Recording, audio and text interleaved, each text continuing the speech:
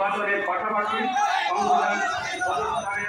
নির্বাচন যাতে হয় নতুন বন্দোবস্তে গণতান্ত্রিক রাষ্ট্রে রূপান্তর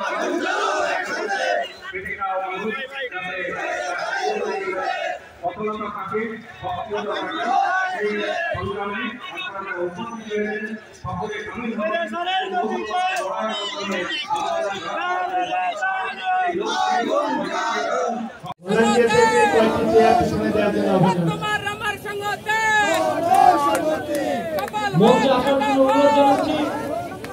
গণসংহতি আন্দোলনের সম্পাদক মন্ডলীর সদস্য, নারী সমিতির সংগ্রামী সভাপ্রধান শ্যামলী শীলকে মঞ্চে আসার জন্য অনুরোধ জানাচ্ছি। নারী সমিতির সাধারণ সম্পাদক অপরাজিতা চন্দ্র,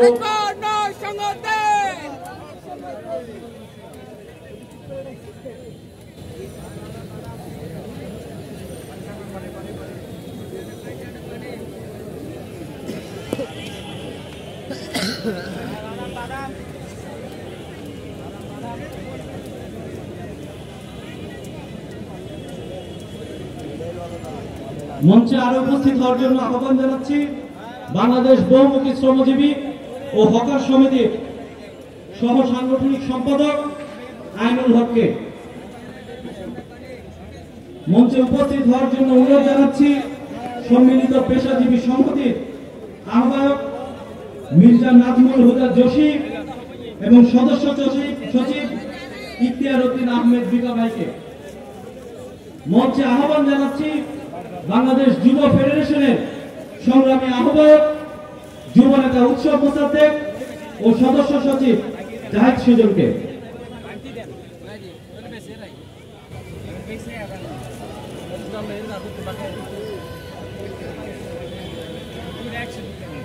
মঞ্চে আসন গ্রহণ করার জন্য অনুরোধ জানাচ্ছি নারায়ণগঞ্জ মহানগর গণসংহতি আন্দোলনের সমন্বয়ক মোহাম্মদ বিপ্লব খান, যুগ্ম সমন্বয়কারী আলমগীর হোসেন আলম, গাজীপুর জেলা আহ্বায়ক আমজাদ হোসেনকে।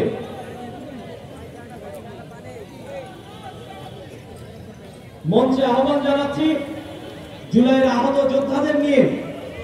জুলাইয়ের আহত যোদ্ধাদের 15ই আগস্টের পর থেকে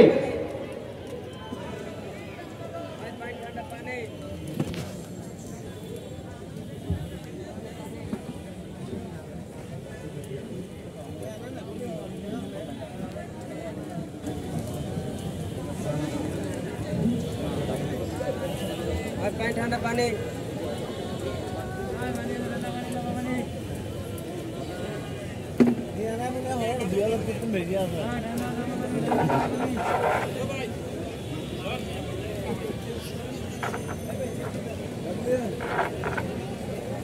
আমি মঞ্চে আসন গ্রহণ করার জন্য আরো অনুরোধ জানাচ্ছি 15 জুলাইয়ের পর থেকে জুলাই অভ্যুত্থানের উপরে যে নির্মম নির্যাতন নিপীড়ন শেখ হাসিনা চালিয়েছেন, যে গণহত্যা তিনি চালিয়েছেন, আপনারা সকলেই জানেন। প্রায় 1000-এর বেশি মানুষ সেই অভ্যুত্থানে শহীদ হয়েছেন, 30,000-এর বেশি মানুষ আহত হয়েছেন। সেই জুলাই যোদ্ধাদের নিয়ে 15 জুলাইয়ের পর থেকে জুলাইয়ের আহতদেরকে নিয়ে কাজ করেছেন চট্টগ্রাম মহানগর ছাত্র ফেডারেশনের সংগ্রামী সভাপতি কলিকা আইচকে। আমি মঞ্চে কলিকা আইচকে উপস্থিত হওয়ার জন্য অনুরোধ জানাচ্ছি। আহ্বান জানাচ্ছি রংপুর জেলায় জুলাই গণ অভ্যুত্থানের অন্যতম সংগঠক ছাত্রনেতা একে কাজল রায় অন্তুকে মঞ্চে উপস্থিত হওয়ার অনুরোধ জানাচ্ছি।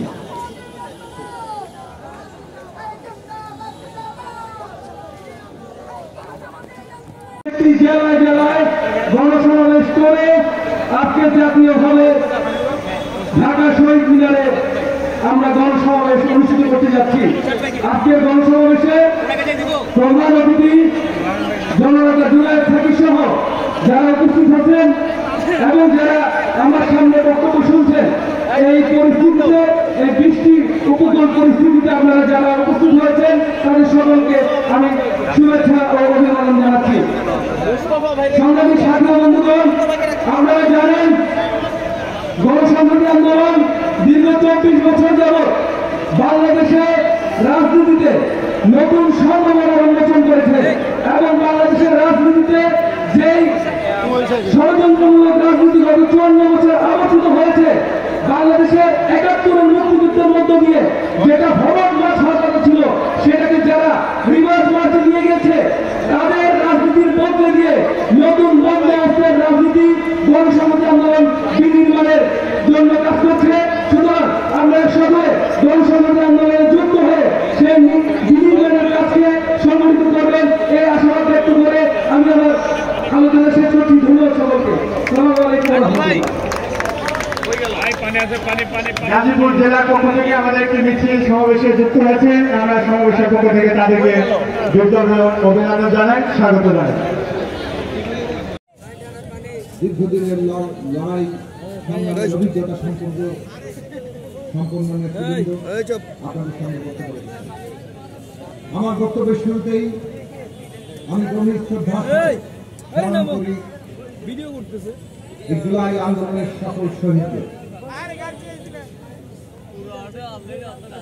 আমাদের দলের এই দীর্ঘ যাত্রায় যারা আমাদের সাথে ছিলেন, আমাদের প্রথম নির্বাহী সমন্বয়কারী জননেতা অ্যাডভোকেট আব্দুল সালাম, আমাদের দলের লড়াকু সাথী, আমাদের পার্টির সম্পাদক মণ্ডলীর সদস্য আরিফুল ইসলাম, আমাদের দলের অন্যতম সদস্য শৌভিক করিম অর্জুন, আমাদের দলের অন্যতম সদস্য আবু শামা, আমাদের দলের অন্যতম সদস্য ডাক্তার শাওন সহ এই যাত্রায় আমরা যাদেরকে হারিয়েছি। জুলফিকার শাকিল আমাদের সাথে ছিলেন, একেবারে বলা চলে কিশোর বয়স থেকে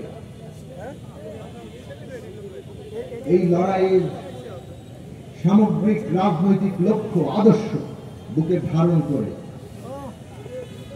রাস্তায় লড়তে লড়তে গুলি খেয়ে শাকিল শহীদ হয়েছে।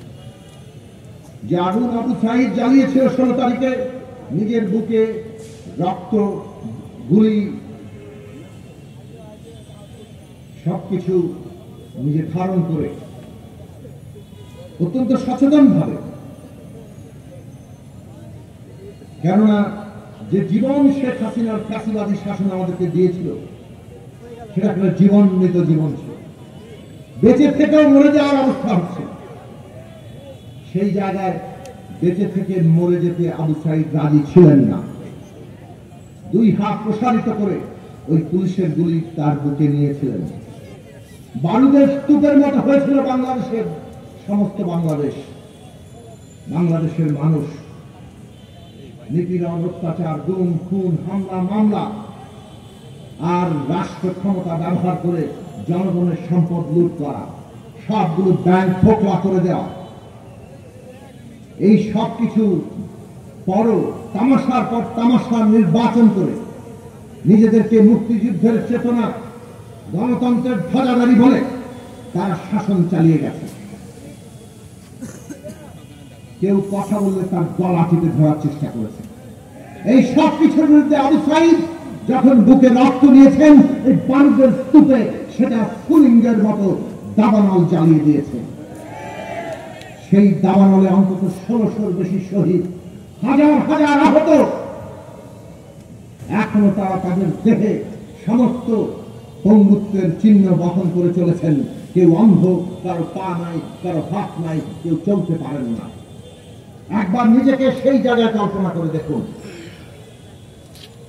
আজকের বাংলাদেশ যেমন 71 সালের শহীদের ঋণ আমাদের দেশ পূরণ করতে পারে নাই 54 বছরে। আমরা 24-এর অভ্যুত্থান করে নতুন শপথ নিচ্ছি। আমরা 71-এর শহীদ থেকে শুরু করে আজকে এই 24-এর শহীদের সকলের ঋণ আমরা ধারণ করব। আগামীর বাংলাদেশ শহীদের রক্ত তার ঋণ শোধ করবে। শহীদের যে স্বপ্ন, সেই বাংলাদেশ প্রতিষ্ঠা করবে। এবং সেই বাংলাদেশ প্রতিষ্ঠার জন্য আমাদের দরকার ঐক্য। জনগণ যদি ঐক্যবদ্ধ না হয় তাহলে আমরা আবার আমাদের স্বপ্ন বেহাত হয়ে যেতে দেখব। জনগণের ঐক্য ছিল বলেই আমরা অত বড় জগদ্দল পাথর শেখ হাসিনা আজীবন বন্দোবস্ত করে ফেলেছিলেন।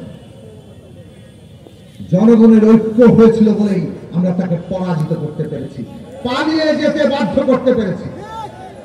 যদি জনগণের ঐক্য থাকে তাহলে এই দেশে ফ্যাসিবাদ যেমন পালিয়েছে, ফ্যাসিবাদী ব্যবস্থাকে আমরা কবর দিতে পারবো। আর যে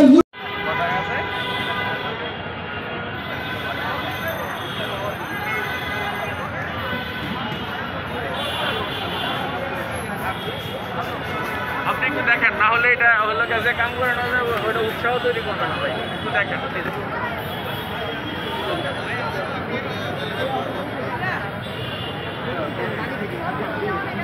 আর এগুলো অনেক আগে দেখেন।